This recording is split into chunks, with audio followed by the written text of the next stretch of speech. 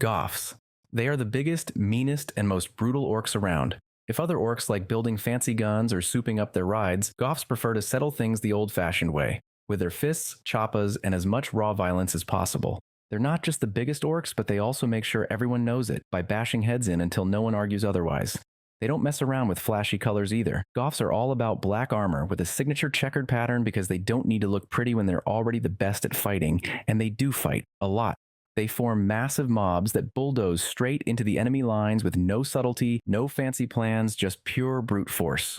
The only strategy a Goff needs is to hit harder and keep hitting until there's nothing left standing. Their love for hand-to-hand combat is reflected in how they fight. While other orcs might bring tanks, bikes, or massive guns, Goffs opt for the simple approach, swinging big choppas and power claws. They appreciate the use of trucks and other transports to get into battle faster, and they also love their big, stompy war machines like Death Dreads and Stompus, because a giant walking death machine is great to stay in the thick of the fight. Due to their clan's size and way of life, Goffs tend to grow at an extremely fast rate, and they have produced some of the most legendary war bosses in orc history. Among them is also Deathskull, the most powerful warlord the galaxy has ever seen. Under his leadership, the Goffs have waged some of the biggest wogs in history, proving time and time again that when it comes to a fight, no one does it better than them. Bad Moons. They are the wealthiest orcs in the galaxy thanks to a special genetic trait. In fact, the main currency of orc society are teeth, and through some weird quirk in their biology, Bad Moons' teeth grow faster than any other orcs. This wealth translates to them being the flashiest orcs and sporting the bigger, shinier, and shootier guns.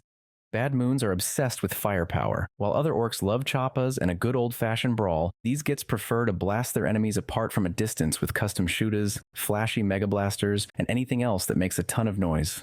Their armies are filled with the best guns teeth can buy, and their war bands are often led by flash gits, orc pirates armed with the most ridiculous, over-the-top weapons imaginable. You'll always spot a Bad Moon a mile away because they refuse to be subtle. Their armor and banners are painted bright yellow, the color orcs associate with wealth and better explosions. They also cover themselves in gold, jewelry, and as many fancy bits as they can carry. Other orcs think they're a bit too posh, but they don't mind. That said, all this wealth does have one big downside: every other orc wants to rob them. Bad Moons are constantly getting beaten up by Goffs, robbed by Deathskulls, or extorted by bigger war bosses who want a cut of their loot.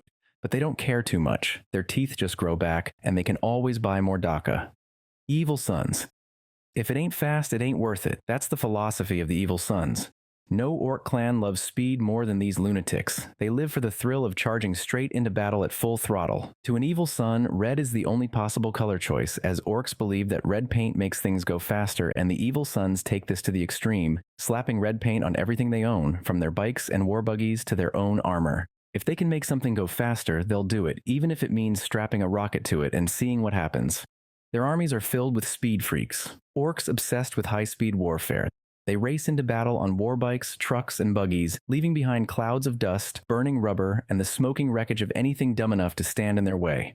They also pack a ton of DACA, favoring guns that can fire rapidly while they zoom past their enemies. While other orcs prefer a good, brutal melee, the evil suns don't have the patience for that. They hit hard, hit fast, and then move on before anyone can react. Their warbands rarely stay in one place for long, constantly on the move in search of bigger fights and faster rides. Blood Axes. If there's one thing other orcs agree on, it's that blood axes are a bunch of sneaky gits. Unlike the rest of their kind, they actually use tactics, something absolutely unthinkable for all the other orc clans. Instead of mindlessly charging in, blood axes plan their attacks, use cover, and even retreat when a fight isn't going their way, even though they'll probably call it tactical repositioning if you were to confront them about it. They also wear camouflage, which makes no sense to the rest of the greenskins. After all, why would an orc try to hide when all that's going to do is delay the fight? They're also the only orcs who trade with humans and other species, sometimes even working as mercenaries. They've been known to take jobs from Imperial commanders, fight alongside rogue traders, and occasionally switch sides in the middle of a battle if the other team offers more DACA. Of course, this makes them deeply untrustworthy to other orcs who see them as not proper orcs. On the battlefield, blood axes use a mix of brute force and actual strategy. Their distinctive unit is the Commando, stealthy orcs who sneak behind enemy lines to sabotage supplies or launch surprise attacks. They also make good use of air power, often deploying squadrons of Deathskulls to scout ahead or rain destruction from above. They might not be as loud or brutal as other clans, but the blood axes' unpredictable nature makes them some of the most terrifying orcs out there. Snakebites. If Goffs embody the current orc way of life, the Snakebites take the crown as the most purest and traditional of all clans.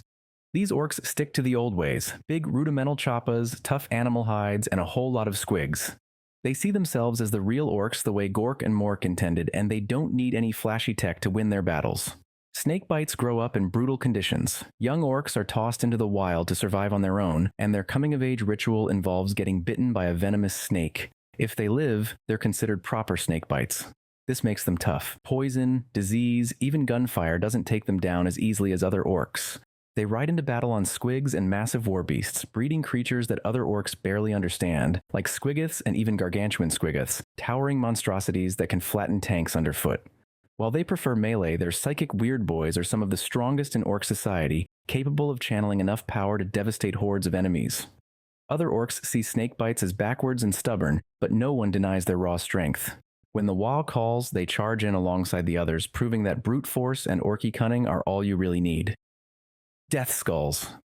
The ultimate scavengers and thieves of orc society. If they can't win a battle, they'll steal whatever they can and call it a victory anyway. These sneaky gits are notorious looters, and if it's not nailed down, a Deathskull will find a way to nick it. They have a reputation for swarming battlefields right after the fighting ends, ripping weapons, armor, and even body parts off anything still twitching. But they're not just random kleptomaniacs. Deathskulls make great use of their loot, strapping all sorts of mismatched weapons to their shooters, patching together armor from different enemies, and creating some of the weirdest but deadliest war machines. Their obsession with luck is another big part of their identity. They paint themselves and their gear blue, believing it makes them luckier, and since orc beliefs warp reality, it actually does. Other orcs don't trust them, mostly because Deathskulls will steal from their own side without hesitation. But when a Waaagh kicks off, every warboss wants at least a few Deathskulls in their ranks, because they will create some devastating tools with whatever loot they can find. Freebooters. Orcs who got kicked out of their clans can either try to fit back in or double down and end up in the Freebooters. These outcasts act as the mercenaries and pirates of orc society, ready to raid, plunder, and fight for the highest bidder. Freebooters love fancy hats, loud coats, and collect an absolutely obnoxious amount of trophies from their past victories. Unlike regular orcs, they don't fight just for fun, they expect to get paid. Their bosses, who call themselves captains, run their warbands like pirate crews, making sure there's always loot to go around, or at least enough to keep the boys from mutinying. In battle, freebooters bring an unpredictable mix of tactics and tech, since their warbands are made up of orcs from all different clans. They'll take the best guns from the Bad Moons, the speed of the evil Sunz, and the brute force of the Goffs, creating warbands that are fast, deadly, and completely insane.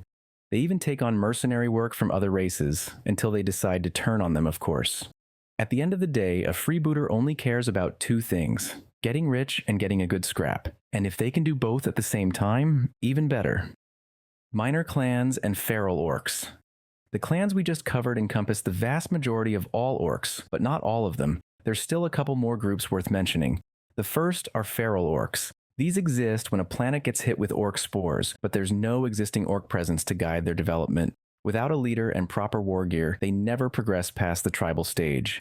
This might sound similar to Snakebites, but feral orcs lack the numbers and established culture of the Snakebites clan. And finally, we have the minor orc clans that don't fit into the standard mold. Some are just variations of existing clans, while others follow their own strange traditions. This is where orc players can get creative, making up their own warbands with custom colors, cultures, and fighting styles. This concludes our video. I hope you liked it, and if you did, consider dropping a sub and a comment. I'm always looking for new video ideas and ways to improve the channel. Thank you for watching, and see you in the next one.